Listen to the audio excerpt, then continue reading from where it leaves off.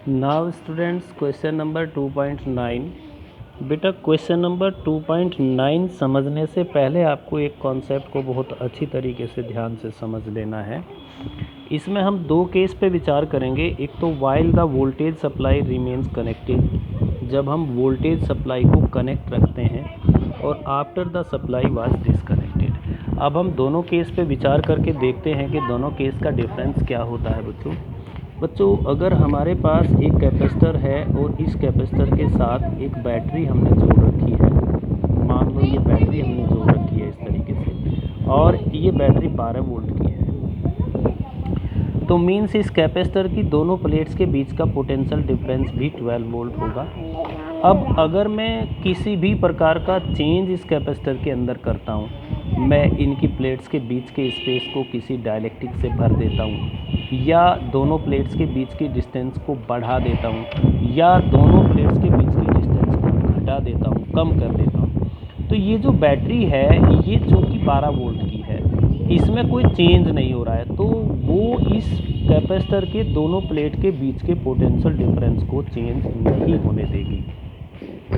मान लीजिए आपने इनकी प्लेट्स के बीच की डिस्टेंस को बढ़ा करके डबल कर दिया, इतना कर दिया, बैटरी वही जुड़ी है, बैटरी कनेक्टेड है, तो अभी भी इन दोनों प्लेट्स के बीच का जो पोटेंशियल डिफरेंस होगा वो 12 वोल्ट होगा। मीन्स ये बैटरी कैपेसिटर्स की प्लेट के बीच के पोटेंशियल डिफरेंस को चेंज नहीं होने देगी। तो बच्चों याद कर लो, अगर बैटरी कनेक्टेड है और आप कुछ भी चेंज करते हैं तो V हमेशा कांस्टेंट होता है, V चेंज नहीं होगा। मीन्स आप जो चेंज कर रहे हैं कैपेसिटर के अंदर, उस चेंज से पहले का पोटेंशियल डिफरेंस और उस चेंज के बाद का पोटेंशियल डिफरेंस दोनों सेम होंगे, दोनों में कोई डिफरेंस नहीं होगा। तो ये तो होता है बैटरी को कनेक्ट करके और कैपेसिटर में चेंज करना। अब दूसरी बात बच्चों, अगर पहले वाला जो कैपेसिटर था, ये वाला कैपेसिटर पहले वाला कैपेसिटर था, इसमें इसके पोटेंशियल डिफरेंस 12 वोल्ट था इस बैटरी के कारण, और इसके अंदर जो चार्ज स्टोर हो गया था वो Q चार्ज स्टोर हो गया था। अब आप बैटरी को डिस्कनेक्ट कर देते हैं, हटा दिया आपने, और डिस्कनेक्ट करने के बाद इस कैपेसिटर की प्लेट्स के बीच की डिस्टेंस को डबल ट्रिपल कर देते हैं, यानी कि बढ़ा देते हैं। तो चूंकि अब बैटरी हट गई है और चार्ज को फ्लो होने के लिए सर्किट नहीं मिलेगा, जैसे जो चार्ज इसके अंदर स्टोर हो गया था उसको क्लोज पाथ नहीं मिलेगा, तो अब चार्ज इसके अंदर नहीं आ सकता और ना ही जो इसके अंदर चार्ज स्टोर है वो बाहर जा सकता है। तो ऐसी सिचुएशन में बच्चों Q कांस्टेंट रहता है। तो अब आप इसको जिस तरीके से भी याद कर सकते हैं, जिस तरीके से भी समझ सकते हैं, आप समझ लें। बैटरी कनेक्ट है तो V कांस्टेंट होता है, और बैटरी अगर डिसकनेक्ट हो गई है तो फिर आपका Q कांस्टेंट होता है। और अगर इन दो फैक्ट्स का हम ध्यान रखते हैं तो फिर इस तरीके के सभी क्वेश्चंस को हम सोल्व कर सकते हैं। जैसे मैं अभी आपको एक एग्जांपल के द्वारा इनको समझाने की कोशिश करूंगा। अब क्वेश्चन ये है बच्चों कि हमारे पास एक कैपेसिटर है जिसकी प्लेट्स के बीच की डिस्टेंस 3 mm है, 3 mm है, और इसका कैपेसिटेंस हम निकाल चुके हैं पिछले क्वेश्चंस में, वो 18 pF है। इसका जो पोटेंशियल डिफरेंस है, मतलब इसके साथ जो बैटरी जुड़ी हुई है उसका पोटेंशियल 100 वोल्ट है, और इसके अंदर 1.8 NC यानी नैनो कूलम चार्ज स्टोर्ड है। अब हमने क्या किया, इसी कैपेसिटर में कुछ चेंज करते हैं और उस चेंज को एक बार ध्यान से समझ लीजिए। अगर हम इन दोनों प्लेट्स के बीच में एक 3 mm मोटाई की, यानी कि जितना भी ये स्पेस है, इस पूरे स्पेस में एक माइका की सीट भर दें, जिसके लिए K = 6 होता है। हमने ये इसके अंदर भर दी, और ये काम हमने दो प्रकार से किया, एक बार बैटरी को कनेक्ट रखते हुए और एक बार बैटरी को डिसकनेक्ट करते हुए। तो अब जैसा कि मैं आपको समझा चुका हूँ, आपने बैटरी को कनेक्ट रखा, बैटरी कनेक्टेड, ध्यान से सीखना है, क्वेश्चन बहुत बढ़िया है, कॉन्सेप्चुअल है। बैटरी को आपने कनेक्ट रखा, तो बताइए इनमें से कौन सी चीज़ चेंज नहीं होगी। अब V जो आपका पहले 100 वोल्ट था वो अभी भी 100 वोल्ट ही क्लियर हो गई। कैपेसिटेंस की बात करते हैं। अब कैपेसिटेंस बन गया C, जो कि K भरने के बाद KC नॉट हो गया। KC नॉट मतलब 6 इंटू, पहले आपका ये 18 था तो अब ये 108 PF हो गया। कैपेसिटेंस इसका बढ़ गया है। अब बात करते हैं चार्ज की। तो जो नया चार्ज है, चलो मैं इसको Q नोट कह देता हूँ, इसको V नोट कह देता हूँ। तो जो नया चार्ज है Q, वो किसके बराबर होगा? नया चार्ज होगा आपका C इंटू V। अब जो नए वाला C आया है, वो नए वाला C आया है 108 PF, और इंटू जो वोल्टेज है वो आपका पहले वाला ये है 100। तो अब जो नया चार्ज बनेगा वो बनेगा आपका 108 इंटू 100, और PF का मतलब आप इंटू 10 टू दी पावर -12 कह सकते हैं। तो ये पिको कूलाम में आपके चार्ज की वैल्यू आ जाएगी। मुझे लगता है कि अभी सभी बच्चे समझ गए होंगे कि बैटरी कनेक्ट है तो V तो वही रहेगा जो पहले था। C, K के भरने से C चेंज हो जाएगा और कितना हो जाएगा? K टाइम्स हो जाएगा, तो वो आपका C बदल गया। तो अगर C बदल गया है तो आप Q भी निकाल सकते हैं, Q is equal to CV होता है। तो अब नया जो चार्ज है इस कैपेसिटेंस का वो ये होगा। लेकिन बच्चों, अगर यही काम हम बैटरी को डिसकनेक्ट करके करते, अब आप बैटरी को डिसकनेक्ट करिए और डिसकनेक्ट करके इसी काम को करिए। डिसकनेक्ट करने से मैंने आपको क्या बताया था कि चार्ज रिमेन्स सेम, मतलब चार्ज जो Q नोट है वो आपका 1.8 नैनो कूलाम होगा, ये नहीं बदलेगा। कैपेसिटेंस आपका C बनेगा और वो आपका KC नॉट बनेगा। तो कैपेसिटेंस कितना होगा? K is equal to 6 into C note की वैल्यू आपकी ऊपर गिवन है 18। तो अगेन ये 108 पिको फैराड बनेगा। अब बात करते हैं वोल्टेज की। अब वोल्टेज चेंज हो जाएगा। नया वोल्टेज क्या बनेगा? वो बनेगा Q/C। अब Q तो जितना पहले था इतना ही अब है 1.8 इंटू 10 की पावर -9 नैनो, मतलब 10 की पावर -9, और C हो गया आपका 1.108 पिको, यानी पिको को भी सोल्व कर लेते हैं 10 की पावर -12।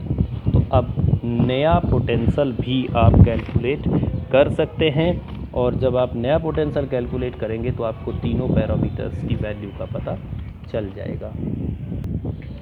बच्चों, अब इसी प्रकार का एक और क्वेश्चन सोल्व करने की कोशिश करते हैं, और ये है आपका क्वेश्चन नंबर 2.11। तो ये जो आपका क्वेश्चन नंबर 2.11 है, ज़रा इसकी ट्राई करें एक बार किस तरीके से हम इसको सोल्व कर सकते हैं। ए 600 PF कैपेसिटर इज चार्ज्ड, यानी एक कैपेसिटर हमारे पास है जिसका कैपेसिटेंस है 600 PF is charged by A 200 volt supply, यानी कि इसमें हमने 200 वोल्ट सप्लाई लगा रखी है, बैटरी लगा रखी है। It is then disconnected. तो ध्यान रखो कि बैटरी को डिसकनेक्ट कर दिया गया है। तो जो बात आपको मैंने अभी अभी सिखाई थी, आप उस बात का ध्यान रखना। बैटरी डिसकनेक्ट कर दी गई है। बैटरी डिसकनेक्ट कर दी गई है तो इसका मतलब चार्ज रिमेन्स सेम, और चेंज क्या किया है? Is connected to the another uncharged 600 PF capacitor. ऐसे ही एक दूसरे 600 PF कैपेसिटर के साथ इसको जोड़ दिया गया है। How much electrostatic energy is lost in the process. तो इस प्रोसेस में कितनी इलेक्ट्रोस्टैटिक एनर्जी लॉस्ट होगी। तो बच्चों, हम सबसे पहले इनिशियल कंडीशन को सोल्व कर लेते हैं। जो हमारी शुरुआत की कंडीशन है उसमें कैपेसिटेंस को हम C1 कह देते हैं और पोटेंशियल को हम V1 कह देते हैं। और ये जो आपकी सिचुएशन है, इस सिचुएशन में जो चार्ज स्टोर होगा वो होगा Q1 is equal to C1 V1, और यहाँ पर C1 की वैल्यू हो सकती है 600 और V1 की वैल्यू यहाँ पर 200। तो आप इसको 2 6 12 और 12 इंटू 10 की पावर 4, और इसको मैंने पिको में लिया है तो इट इज़ पिको कूलाम। आप चाहो तो इसको कूलाम में भी कैलकुलेट कर सकते हैं, और आप चाहें तो इसको पिको कूलाम में भी रख सकते हैं। It depends on you. आगे की कैलकुलेशन में आपको ध्यान रखना होगा कि आपने इसको पिको कूलाम में लिया हुआ है या फिर आपने इसको कूलाम में लिया हुआ है। अब ये क्या कहते हैं, देखिए, अब हम कहते हैं कि बैटरी को डिसकनेक्ट कर दिया। लेटर की बात, अगली बार जो बात हम कहते हैं वो क्या, बैटरी को डिस्कनेक्ट कर दिया तो ये जो चार्ज है Q1 ये कांस्टेंट रहेगा। अगर ये कांस्टेंट रहेगा तो इसका मतलब ये सेकंड कंडीशन में बाद में भी ये इतना ही रहना है, 12 × 10⁴ पिको कूलम। ठीक है जी। चलो कैपेसिटेंस के साथ क्या किया, कैपेसिटेंस के साथ हमारे पास एक कैपेसिटर था जो कि 600 pF का था, और इसके साथ इन्होंने ऐसा ही एक दूसरा कैपेसिटर भी जोड़ दिया है। इस तरीके से एक दूसरा कैपेसिटर भी इन्होंने इसके साथ जोड़ दिया है। तो इट इज़ 600 pF और 600 pF। तो अब नया जो कैपेसिटेंस बना बच्चों, नया कैपेसिटेंस बना आपका 600 + 600 और ये हो गया आपका 1200 pF। ये नया कैपेसिटेंस हो गया, ये नया चार्ज हो गया जिसको हम Q2 कह सकते हैं, जो Q1 के बराबर है। तो अब नया पोटेंशियल V2 क्या होगा, नया पोटेंशियल हो गया आपका Q2/C2, और Q2 है आपका जो पहले से लिखा हुआ है 12 × 10⁴ डिवाइडेड बाई 1200।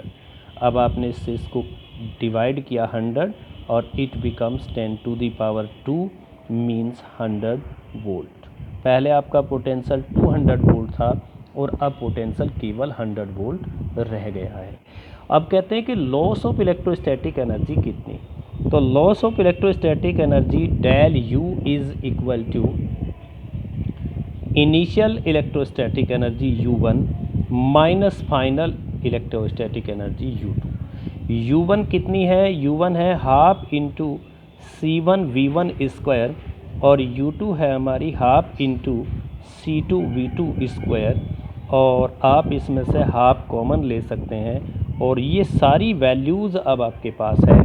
C1 = 600 pF, तो आप उसको लिख सकते हैं, pF को कन्वर्ट करोगे तो 6 × 10⁻⁻10, और V1 आपका 200 है तो इसको 200² कर दो, माइनस आपका C2 जो सेकंड कैपेसिटेंस है वो 12 × 10⁻⁻10 बनेगा, और V2 आपका 100 का स्क्वायर कर दीजिए।